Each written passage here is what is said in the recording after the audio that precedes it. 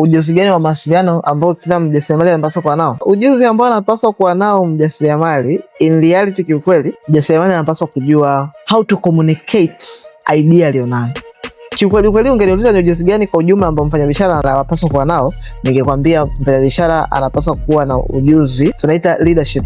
Leadership is skill. Usije kujifikiria eti watu wamezaliwa ni viongozi. No, watu wote wamezaliwa tuko sawa. Leadership ni kitendo cha kuwa na vision na maono, alafu ukawakonvince wengine wote wakufuate. Kwa mfano, kama mtu ambaye ana uwezo mzuri wa leadership, ni mfano mbaya lakini ni mfano mzuri, ni Adolf Hitler. Hitler aliweza kuconvince kuteka dunia. Can you imagine? Yani watu wenyewe hawakufikiria kwamba tunapoteka hii dunia, kuteka makoloni, kuteka makila kitu, hawawazi kama like tunaamuliwa na mtu mmoja yuko huko Germany, sisi tuko huko Asia. Hawawazi. That is high level of leadership. Ujuzi ambao anapaswa kuwa nao mjasiriamali ni uwezo wa kuweza kuwaconvince watu wengine kuingia kwenye vision yake au maono yake. Hiyo ni mmoja. Lakini kwa kuwa umesema tu ujuzi wa mawasiliano, ni uwezo wa kuweza kufikisha kile anachokihitaji. Unajua kuna mtu anaweza kuongea maneno mengi, yani ukikaa naye chini hapa anaongea kwa nafasi mchache, lakini kufikisha point sahihi kwenye mazingira husika ni kazi. Hata kama unajua kiko straight sana na unataka kutengeneza mazingira mazuri ambayo itafikika kwa